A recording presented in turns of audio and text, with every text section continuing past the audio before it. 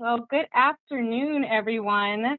Thank you so much for joining us for the first webinar of the College for All Fair. Let me go ahead and share my screen and we will get started.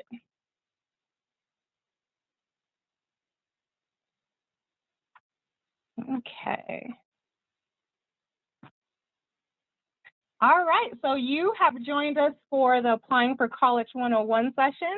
My name is Jasmine Rainey. I'm the Director of College Counseling for two organizations. One is called Peak Education and the other is called the Sachs Foundation's Elevated Program. They're both based in Colorado Springs, Colorado, and they have missions designed to help students starting from middle school all the way throughout high school to gain access to college and to become more engaged leaders in their community.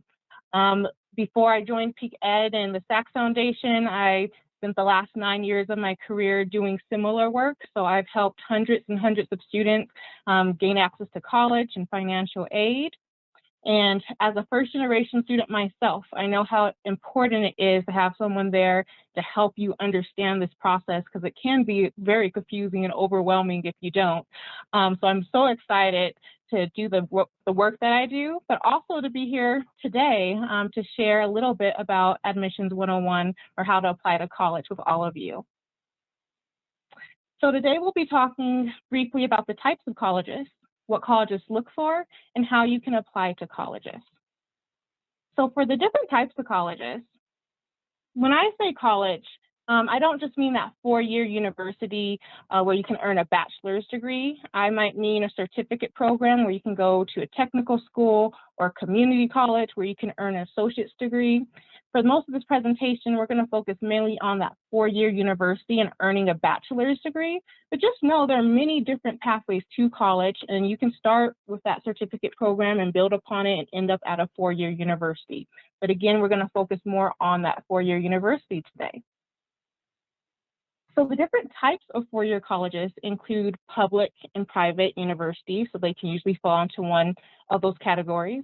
A public university receives funding from the state, so they're a little bit more affordable to go to.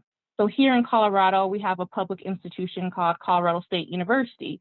They cost about $26,000 per year for a student to go to.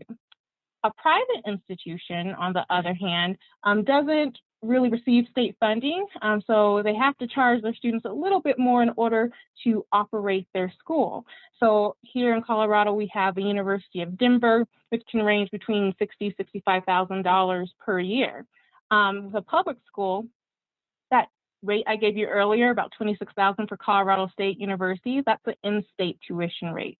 So the students coming from outside of Colorado, a lot of times that's going to double. But for a private institution, it's that same amount, whether you're in-state or out-of-state, they're going to charge you that same fee. There are also historically Black colleges and universities, and they were originally established to give African-American people, individuals, a chance to get educated. They are open to anyone. You don't have to be Black to attend that. And in fact, I've had colleagues who said they had a student who was not Black go to a HBCU and get a full ride scholarship to go there just because they're bringing diversity to that campus. So again, they're open to everyone. There are also Hispanic Serving Institutions, or HSIs. So these schools are basically, they have at least 25% of their enrolled undergraduate students they identify as Hispanic or Latinx.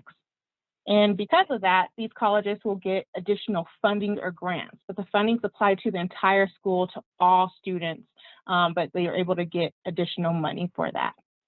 And then you have liberal arts colleges. So these basically are colleges that emphasize having a broad education. They want you to be exposed to the sciences, to history, to philosophy, music, and so forth. So again, I'm based in Colorado, so I'm using a lot of those examples, but many of the schools that you'll see at the fair this week, some of them are liberal arts colleges. Colorado College is one of those, and they'll actually be at the fair as well. But check out all the different colleges and see which one might fit your interest and be a good fit for you. I always throw in a slide to say beware of proprietary or for-profit colleges. So what's great about this fair, all of the colleges that are here, we've vetted, we know that they're credible and that they're not nonprofit or not-for-profit schools. A for-profit college, their main goal is to make money. So a lot of times they will charge you more than what they should. And I know I mentioned those colleges on the last page, where a public school might cost $26,000 more or less. A private school can range between $60,000, $70,000. Again, sometimes more than that. And you're probably saying, like, that's expensive. Like, it's a lot of money. Aren't they trying to make money? That's just how much it costs for those schools to actually operate and to keep their campuses running. Again, for-profit colleges will charge a little bit more in order to make a profit off of students. So avoid these. You want to avoid these also because most of the private scholarships that you've heard of or that you'll apply to, they won't apply to for-profit colleges. Don't be fooled. Sometimes they'll advertise 100% financing, but just remember that loans are 100% financing as well. And I've seen students where once they sign that contract, whether they finish the program or not, they were required to pay that loan back. So again, you want to try to avoid these when possible. And you can always research if a school is a for-profit by going to their website, looking at like the About College tab, or there are different websites that you can use as well just by Googling it. So avoid those when possible. So there will be a presentation later this week about how to find the best fit, how to find the college that's going to really fit you and what you're interested in. But I can't give a Applying for College 101 presentation without briefly touching upon that. So that's what this next section is about. So how do I research colleges and what should I look for? Well, you want to pay attention to three main things. You want to make sure that college is a good academic fit. So does it have the major and the programs that you're looking for? Is it a good social fit? Do you want a large school? Do you want a smaller school? Do you want large classes, smaller classes? Do you want to be in a city or a small rural town? Those are things that you have to keep in mind. And then, is it a good financial fit? And by this, I don't mean to look at the price tag of the college and then run away if it's too much money. So like I mentioned, $26,000 earlier, or a school that costs $70,000. Don't let the price tag deter you from applying. What I mean by financial fit, there's also a financial aid presentation coming up later this week. But when you apply for college, you're going to eventually do this thing called the FAFSA that colleges use to determine if you're eligible for financial aid.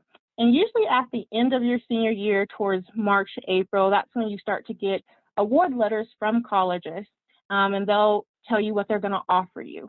Once you break that down and see how much money you've been offered, if you have to take out tons and tons in loans to be able to afford that college, then that's probably not a good financial fit. But I have students right now from class of 2021 who are going out of state to various colleges, and the colleges might cost $60,000, $65,000, even $70,000, but the college gave them a lot in financial aid and mostly grants, that free money, and they won scholarships, so they don't have to take out any loans, and it's almost like having a full ride to go to that school. So that's a good financial fit for those students. So that's what I mean. Again, don't let the initial price tag of the school keep you away. So you want to keep in mind those three factors. And when you do, that part that overlaps, when you find that college that has the academics you're looking for, it's a good social fit, it's a good financial fit, that is your best fit. There are different tools, and again, I'm sure they're going to cover this in the other presentation, but if you want to get started researching more colleges, it's great that you're participating in the fair this week. You can also research them through whatever your high school's tools are. So if you have Navient that your high school uses, you can use that to research colleges.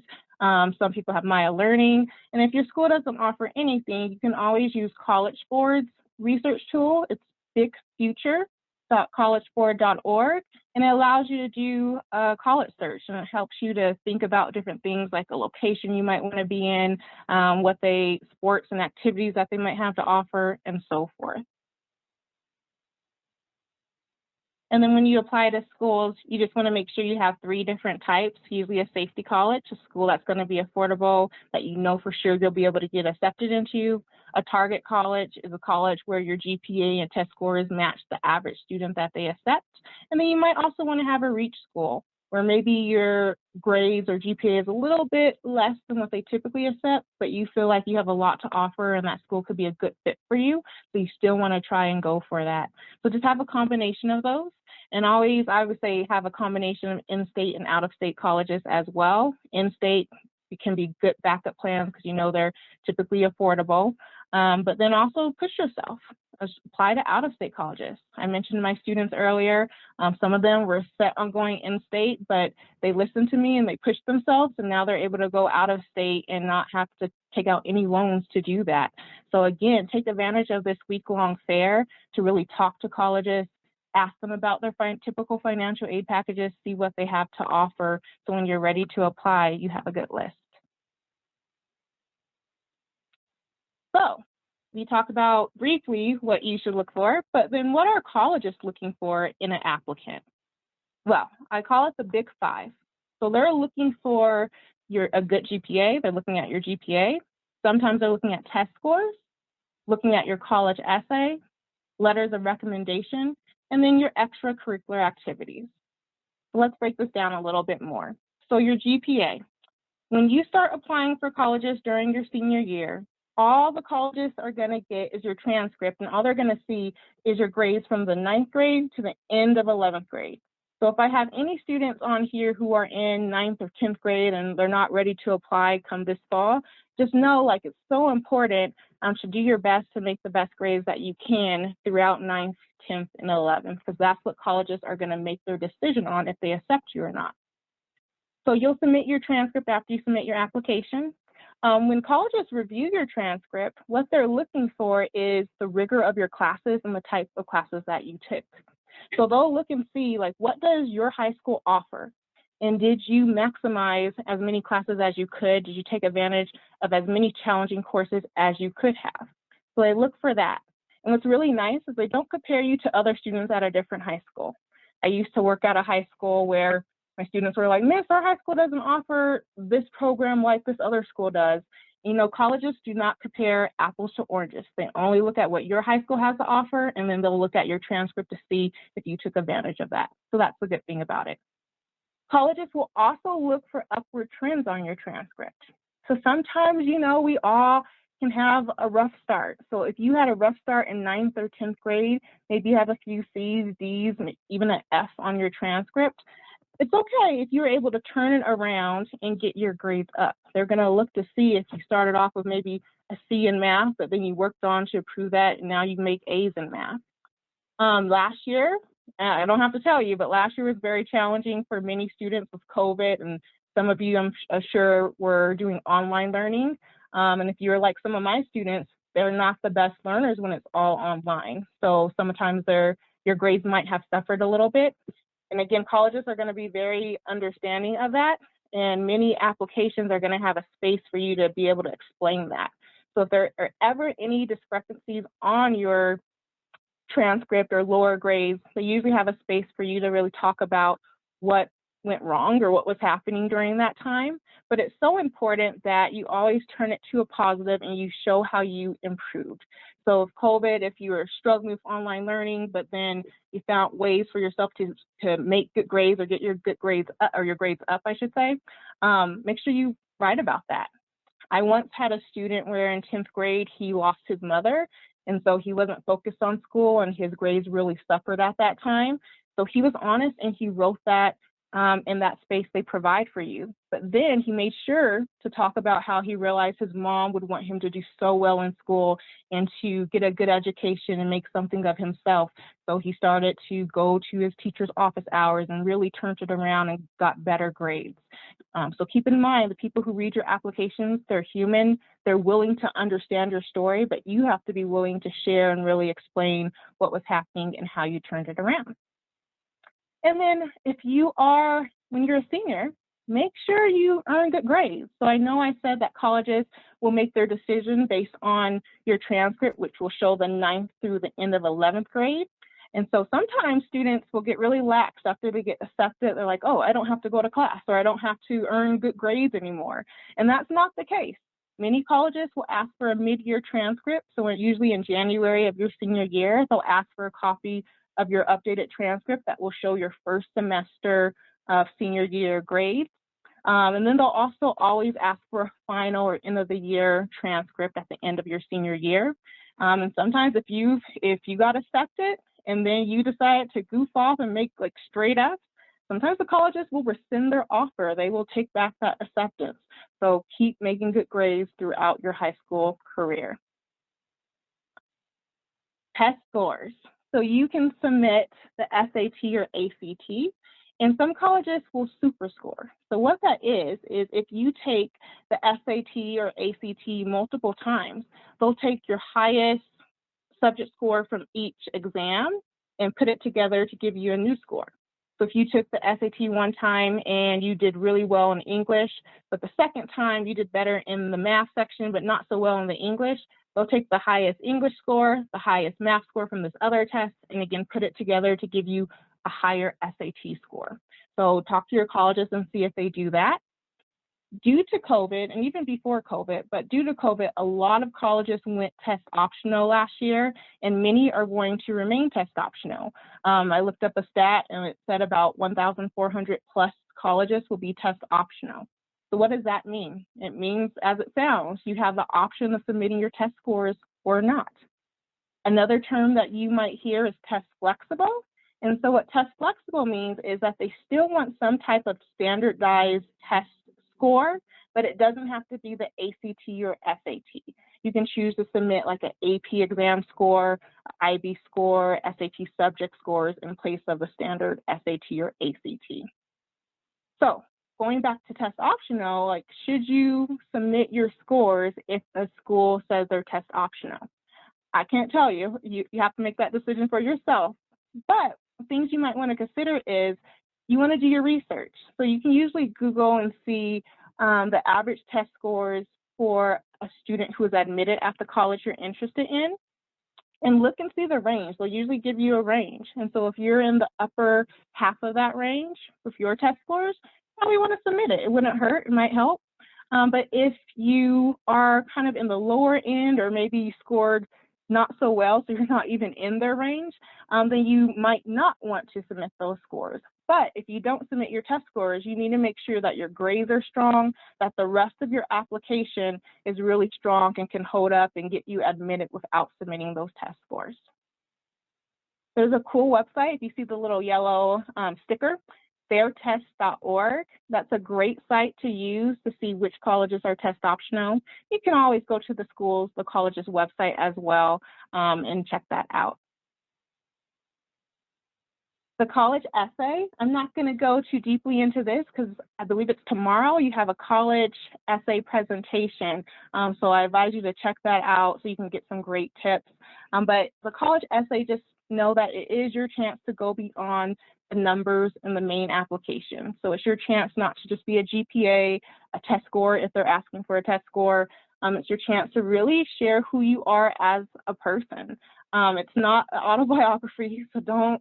A common mistake that I see is students trying to tell their entire life story. You usually want to focus on a certain point that you want to get across about who you are as a person and what you have to add to their college as well. But again, check out that presentation that's coming up this week for more information. A resource that I like to use or direct students to is collegeessayguide.com. And actually, I believe the essay presenter for this week comes from that organization, so it should be very good. So the fourth thing that colleges are looking for are letters of recommendation. So who do you ask for a letter of recommendation? You want to ask your teachers. If you play a sport, you might ask your coach. You might ask your supervisor if you work a job. If you're involved in community service or extracurricular activities, you can ask the organizer of that. Basically, almost any adult who's not related to you, it's not a family member, who knows you well, that's who you can ask. You always want at least one letter of recommendation to be from a core teacher, so like English, math, science, the social sciences. And then your second letter can come from whomever, maybe an extracurricular activity, again, a coach, supervisor, anyone else, but always have at least one from a core teacher because colleges want to see how you perform in your class or read about that. And then get at least 2 letters. You can get more than that, but I like to start with at least 2 letters of recommendation. Many colleges will ask for that. And even if they don't, for many scholarships, especially competitive scholarships, you'll need at least 2. Ask early. So if you are a rising senior, you'll be a senior this fall, and you haven't already asked a teacher, make sure as soon as school starts that you go and ask that teacher, ask that that person who you want to write that letter to write that early on, because if you're asking, chances are they're getting a lot of other students, and so you want to be one of the first letters that they write, so it's fresh, it's new, it's not kind of redundant. After a while, teachers start to like reuse phrases and everything, so you want like one of the best ones early on. Give your teacher time to write your letter, or whoever your recommender is, give them time. So at a minimum, give them at least 2 weeks before the deadline. But if you know a deadline in November, I mean, if you can give them at least a month to start working on that letter of recommendation, that's even better. Because keep in mind, just like you're busy, they're busy and they have a lot going on. So more time, the merrier. If possible, or not if possible, make it possible. Provide a letter of recommendation request form or a brag sheet. So some high schools will have a form that you can fill out, but if not, you can always just give the teacher or recommender your resume. And basically you're talking about what you've been involved in, what you've done. And then keep in mind, sometimes teachers and recommenders, even though they might know you well, they can forget all the wonderful things that you've done. So you have to remind them.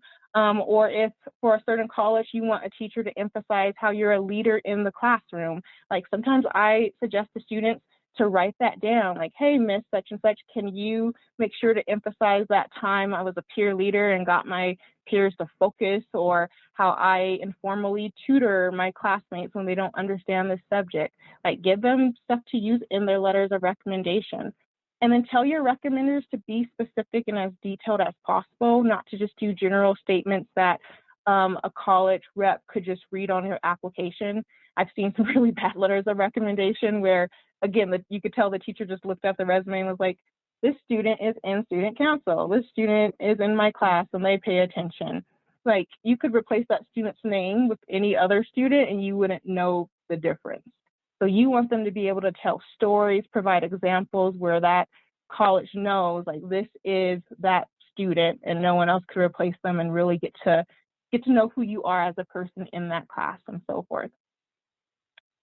In addition to that, you want to remind teachers to submit their letters. Again, they get busy. So even if you gave them that brag sheet and on that brag sheet you put a deadline, like please have this back by November 1st, they can forget. So I always suggest reminding them at least a week before, like, hey, are you almost done with that letter? Don't forget, it's due November 1st. So if you could submit it, sometimes teachers have to submit it or they'll give you a copy to submit. But either way, follow up with them. I had a student once who did not follow up with the teacher. So the teacher, super busy, slipped his mind. And the student who could have got accepted at MIT, very smart and capable of doing that, he wasn't even considered because he was missing one letter of recommendation. And it wasn't the teacher's fault. It's up to the students, up to you to be accountable and to really remind them and follow up. And then lastly, this might sound simple, but I mean, students forget. Remember to say thank you. At the end of the year, if you can give them a card or something like that, do that. But just even saying thank you, that goes a long ways and makes your recommenders feel very appreciated that they took time out to try to help you get into college. And the last of the big five, your extracurricular activities. That's what colleges are looking for. So this includes clubs and activities that you might be involved in or out of school. It includes your community service. It includes if you play sports. It includes a job. And what some students don't realize is that it also includes household or family responsibilities. So a lot of students I see will neglect that one, but that can be huge. Some students are unable to volunteer or do extracurricular activities because their family depends on them to help take care of their younger siblings, or just to help run the household. So colleges and scholarships, they take that into consideration. So make sure that you're including that. On the right-hand side, you'll see an example. This is also from collegeessayguide.com. If you just Google college essay guide and extracurricular activities, they give you a lot of examples. But when you're writing your activities list out, you want to make sure you're specific. You want to make sure you're using strong verbs and that you're really being specific in detailing how you develop skills or how an activity led to a value that you had. On their website, they give a brief example of a bad example of one student saying just they're in art, like art what? And the person says created art and organized club. A better example would be to say your position. So here we can see the student saying that they're the founder of the Arts Honors Society. And they organized and ran meetings, they set up field trips, brainstormed and created group art activities, and wrote and sent newsletters to members. So here, that example was better because it shows me that they're responsible, they're organized, they take the initiative, they're a leader. So you really want to make sure you're being specific. And then same thing for family responsibilities, going back to my left side of the screen. A not specific example would say be like help family and siblings around the house, do chores. A little bit more specific would be to say prepare and serve dinner for family of 7, transport siblings to and from school, translate, mail, and interpret from English to Spanish for grandparents at banks and other venues. Those are skills. And again, you might not think it's a big deal because it's your life and you're doing it, but to many colleges, it is a big deal because not every student is doing those things. And I've had students where all they did was work or had to do various household responsibilities, and they got accepted into some big name schools and received really competitive scholarships, but it was because they were able to articulate what they did, they were specific, they were able to talk about the skills and values that they gained from these items. So again, all of it is valuable. And this is applying for College 101, but this is a little advanced tip. Many colleges, or some colleges, I should say, also consider demonstrated interest. And so as it sounds, they're looking to see if you've expressed interest in their college. So it's not enough for you just to tell your parents or guardians or that teacher at school that you want to go to this college. You need to show that to the college. The way that you can demonstrate that is by going to a college fair. So again, great job for participating this week. A lot of times at the fairs, they'll have you fill out those contact cards. This is a virtual fair, so they'll probably have an online link where you can fill out a virtual or electronic contact card. And then when colleges come to your schools, check those out as well, talk to the reps. If you have a chance, visit the campus. And then a lot of times when you sign up or fill out those contact cards, you'll start getting emails from colleges. Open those emails, especially if you're really interested in a college, because they have systems that track and show if you opened an email. It can even track if you clicked on the link and how long you spent on a website, on a page that there's linked to their website. So make sure you're again, reading your emails when you have a chance to visit a college or go to a fair, take advantage of that, and really get your name out there and ask questions so they can see that you're interested.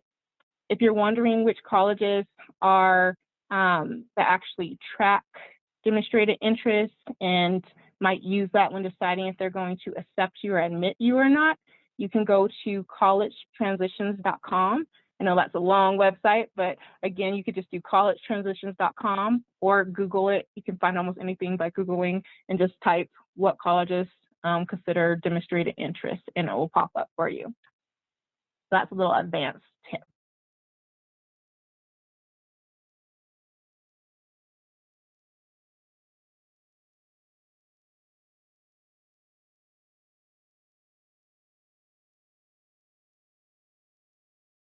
Or you can use something called the Common Application. I'll talk more about that on the next slide.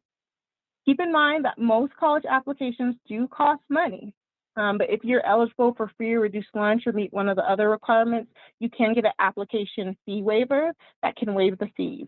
Sometimes the fee can be as little as $25 per application, and I've seen applications cost $70 to submit. So again, check with your counselor at your high school, or if you're in a college prep program, talk to your advisor or the person that works there and see if you're eligible for a waiver. If you go to a college fair, and again, great job for participating this week. A lot of times if you go to college fairs, sometimes the college reps might have a code, a waiver code that you can use to apply to their college. And if they don't volunteer that information or offer it during their sessions, maybe that's a question that you ask them, like, hey, do you offer a waiver? During certain times of year, colleges will have free application days. So again, that's a question that you can ask the college rep about. And then check with your state. See if they offer free application days for colleges located within your state. Here in Colorado, we have free college application days. This year, it's from October 19th through the 21st. So again, any students in Colorado, please bookmark that, or write that down, I should say, and plan to apply. And if you guys have questions as I'm going along, please feel free to drop them in the chat, and at the end, I'll make sure to answer as many as possible. All right, so most college applications are going to open up on August 1st. If you are a rising senior, you're going to apply for the fall 2022 semester. And when it asks you what type of application you're completing, make sure you do the option that either says undergraduate admissions or first-time or first-year freshman. A lot of times you'll see a graduate option, but you are undergrad because you're going for your bachelor's degree.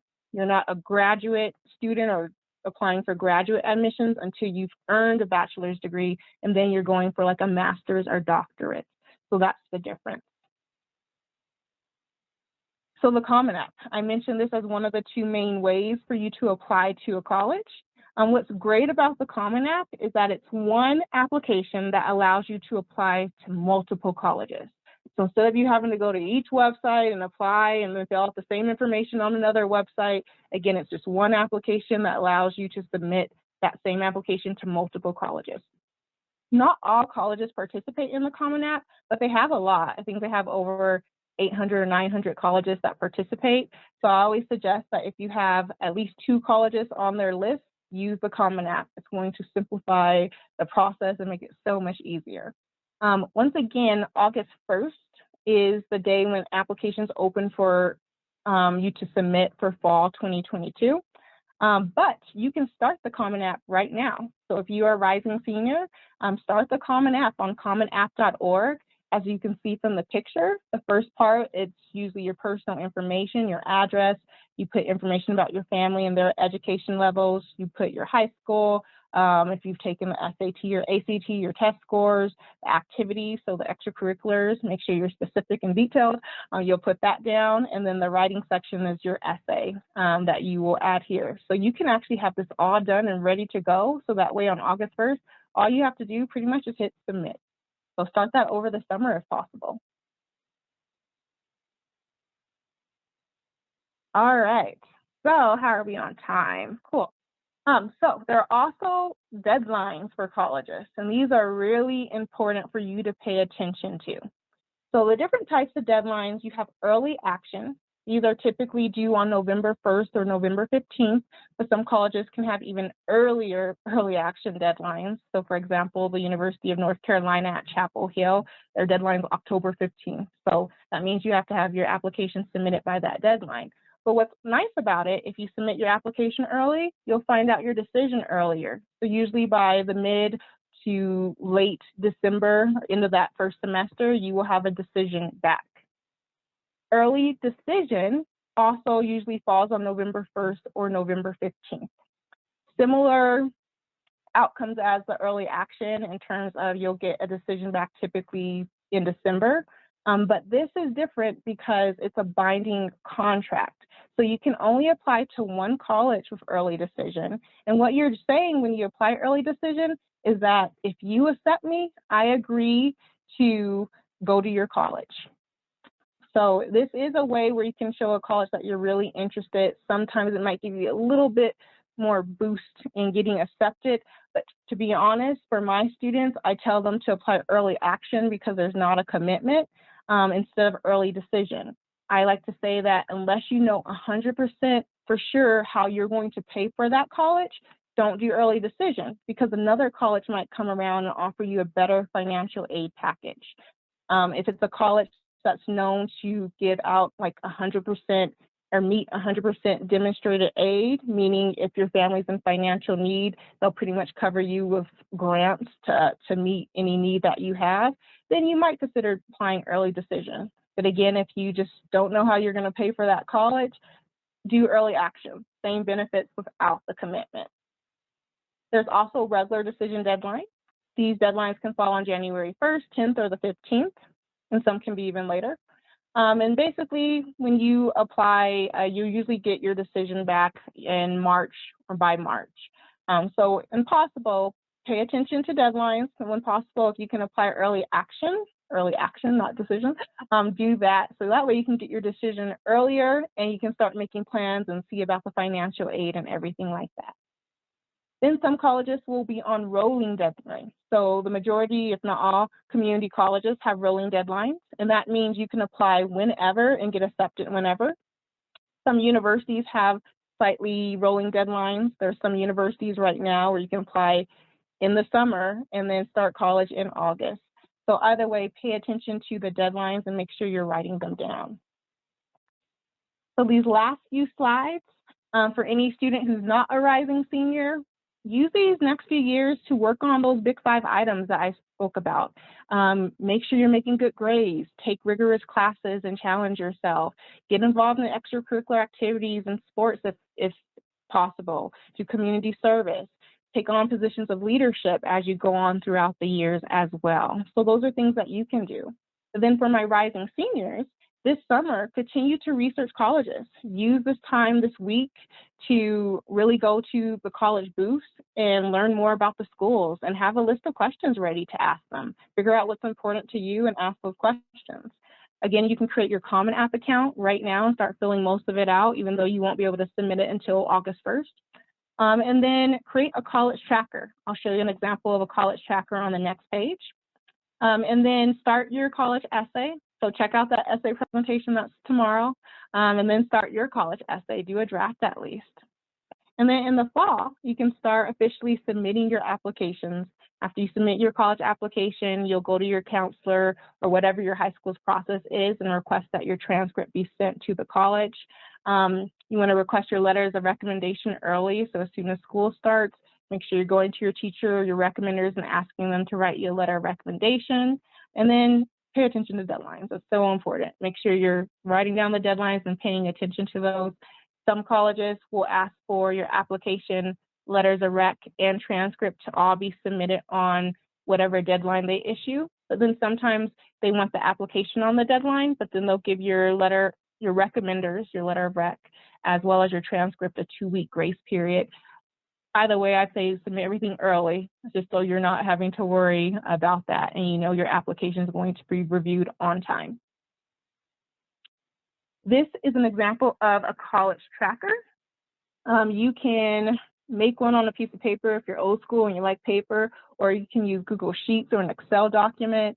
And this is just an example. You can do whatever works best for you. Some of your high schools, if they use Naviance Maya Learning, that might be a cool way to track stuff instead. But if not, you can make, again, a tracker where you list the college name.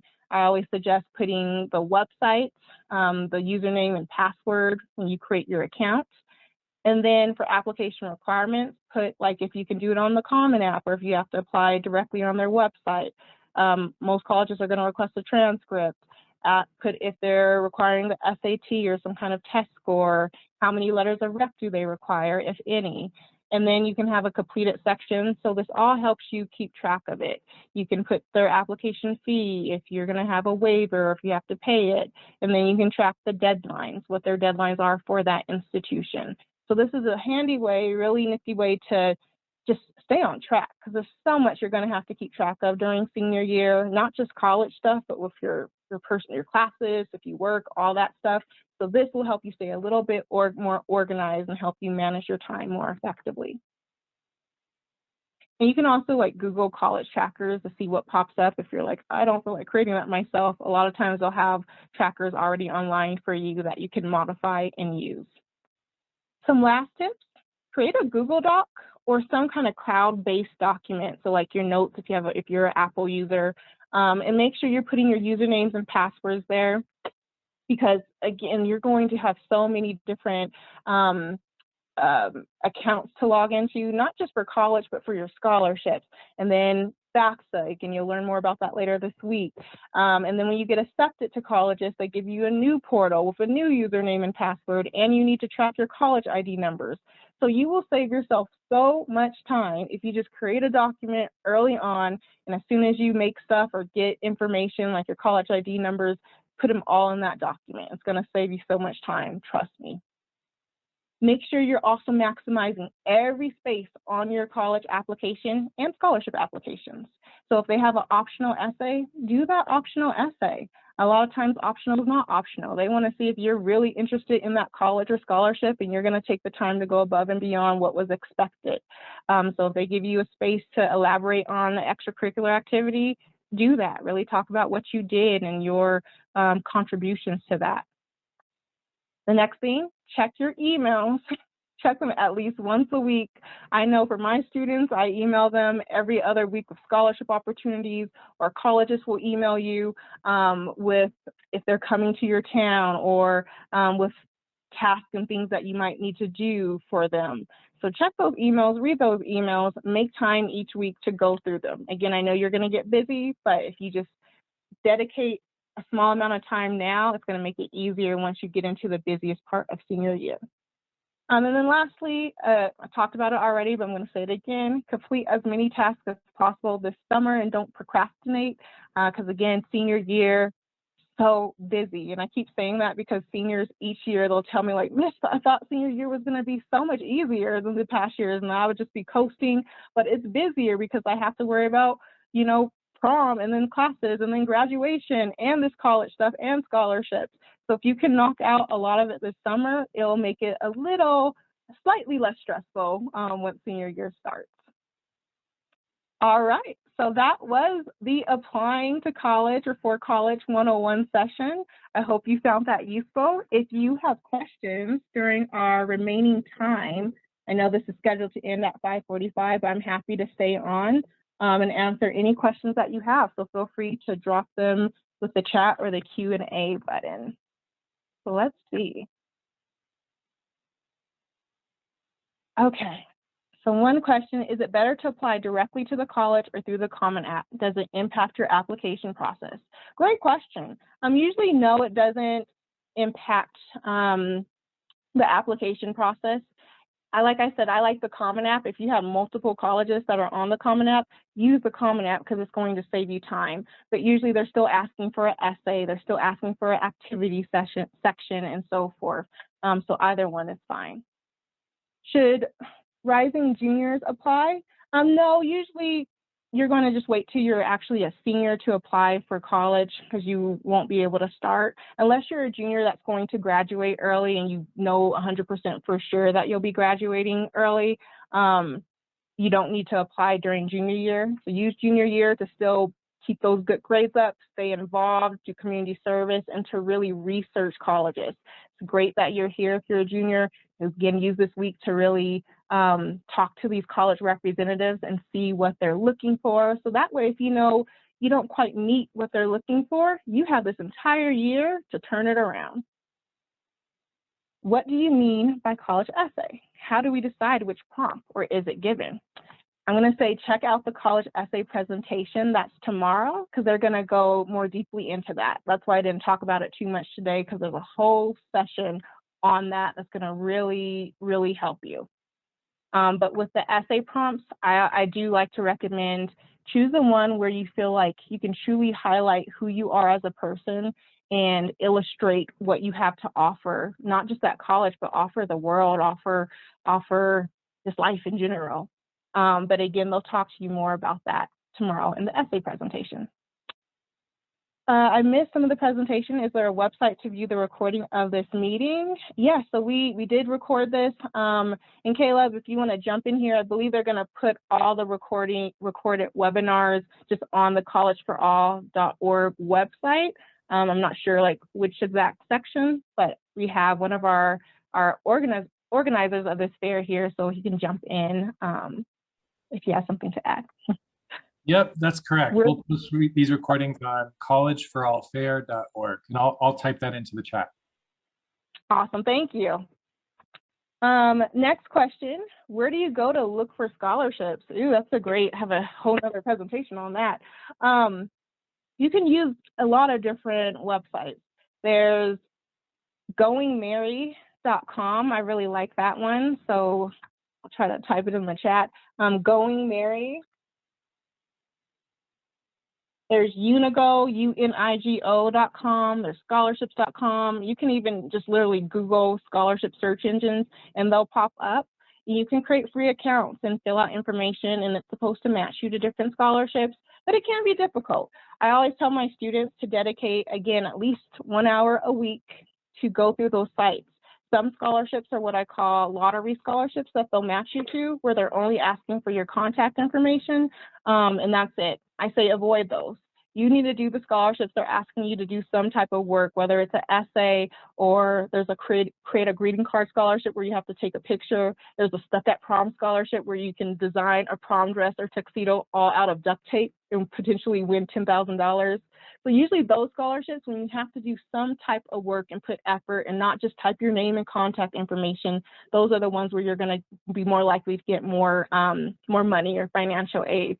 But again, it can be kind of tiresome to look through and really weed out and find the ones that fit you, but just take time to do it. And again, the students who've listened to me, they've gone on to win a lot of scholarship money. So dedicate time each week to do that.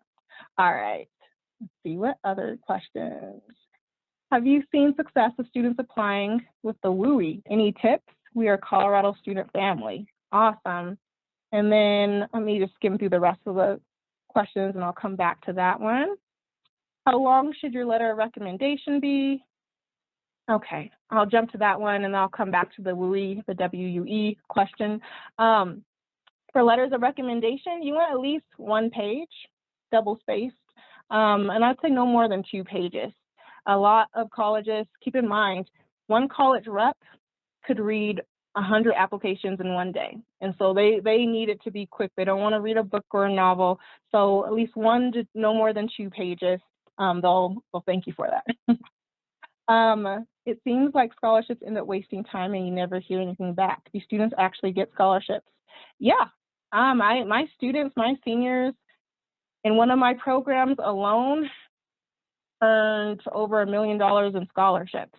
Again, you just have to take time to really research them and apply and make sure you're a good fit. You're seeing what they're looking for, and that when you answer those essay questions, when you put your extracurriculars, that you're truly able to articulate how you fit what they're looking for in a scholar. And again, hopefully you have a good counselor or a program where you can talk to a person about how to do that and make a really strong application, but it's not a waste of time. I had a student once who applied to probably 40 scholarships. He was great. He applied to 40 scholarships. He only got or received probably 9 of those, but it was enough to cover all 4 years of college. So, even though some of you are like, that's not good odds, that typically happens. You have to keep pressing forward, even though it can be discouraging when you don't hear back from them. Keep pressing forward, keep applying, and it usually works out and it's worth it in the end. Okay, so going back to WUI, have you seen success of students applying with WUI? So what that is, the Western Undergraduate Exchange Program. And so students who live in Colorado or in any of the states, there are a few states, and you can Google it to see all the states that participate. Basically, it's an agreement that a student in the states that participate in WUI can go to another state that participates in WUI and get a cheaper tuition rate. So we talked briefly about out-of-state tuition, where if a student came from California to Colorado State University, an in-state resident pays maybe $26,000, but an out-of-state resident might pay $40,000. With WUI, if it was a state I think Hawaii is a part of it, basically a student from Hawaii could come to Colorado State University and maybe pay $30,000. So it's not quite as low as in-state tuition, but it's not quite as high as that out-of-state tuition either. So yes, I have seen success with that. I would say just search their website, so the Western Undergraduate Exchange or WUI, see which colleges in those states participate. Sometimes there are certain, sometimes the entire state doesn't participate, or all the colleges within that state. So for example, in California, there are some schools that actually participate in WUI, but then the big ones like UCLA, UC Berkeley, they do not participate in that. So just research it and see which school might work for you. And then in terms of success, if you mean like it was really affordable for that student to go there. I've seen success, and I also have not seen success. So there's a school in Hawaii that participates in this. So I had a student once who was really excited to go to Hawaii, and because it was only $20,000 thanks to WUI. But that school prioritized giving financial aid to their students, their own in-state students. They didn't offer my student any grants. So his mom decided to take out a big loan for him to go there, which I probably wouldn't have done, but she thought it was worth it, but it really wasn't a good financial fit. But then there's other schools that do a great job of offering financial aid. So it just depends, and you have to apply. Okay, I talked a lot about WUI, so let me try to move on. And I'm happy to stay till 6 to answer these questions, but if you have to hop off, I understand. What are easy ways to get service hours for scholarships? Find something that you're really passionate about and do that. Anytime you're working for free, not getting paid, you can call that volunteering. You can help out at your school. Teachers and the staff at school always need help to set up for like parent-teacher conferences, or if you have like a cultural fair or something that they do, they usually always need volunteers. So that's an easy way to start. And there's also a website called volunteermatch.org. So volunteermatch.org. That's a pretty cool tool to look up to see what your state or city, is offering in terms of volunteerism. But again, volunteering can be anything. So just find something that you truly would enjoy, because when you enjoy it, it really comes across in your applications and essays. Should we focus on local scholarships? Yes, focus on local scholarships, but also look at those national ones. I had a student this year who won the Gates Scholarship, and that's a national scholarship that they only give to 300 students, but she went for it, she got it. Now she basically has a full ride to go to Northeastern University in Boston. So make sure it's varied, where you're doing local and national, and not just one or the other. One of my parents lives in another state, and if I apply to that instead of the current state I reside in, will the tuition count as in-state or out-of-state tuition? Great question. All of these are great questions. But for that one, you can get away with in-state tuition if your parent lives in another state. So I'm glad you brought that up. In-state tuition is based on your parents or your guardians. So wherever they live, that's what the college looks at to see if you're eligible for in-state tuition. So I've had students where their parents were divorced, one parent lived in a different state, and yes, they were able to get in-state tuition by claiming that other parent's residence. What programs are you currently leading that we can join?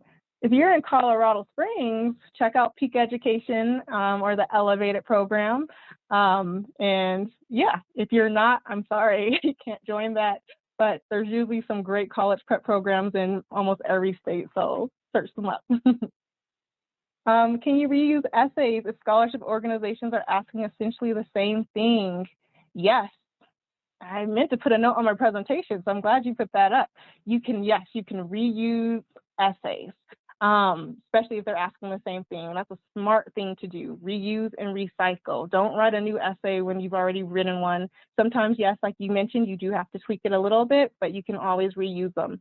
If you put the name of a college or a scholarship in that essay, remember that and make sure you remove it, because I've seen that mistake, and colleges and scholarships don't like that when they see that you obviously reuse this essay. But other than that, reuse and recycle essays. Are there scholarships that do not ask for letters of recommendation? Yeah, there are a lot out there. There's so many different scholarships. I just did a presentation for my rising seniors last week. And there's some that are competitive where they ask for GPAs, your transcripts, your test scores, letters of rec. But then there are some, like that Stuck at Prom scholarship I was just mentioning, where you just design a prom dress or tuxedo all out of duct tape. There's no letters of recommendation involved with that. There's a vegetarian resource group scholarship. If you're a vegetarian, they have a scholarship for you, and that doesn't ask for letters of recommendation. There's so many scholarships out there. So again, just start researching them.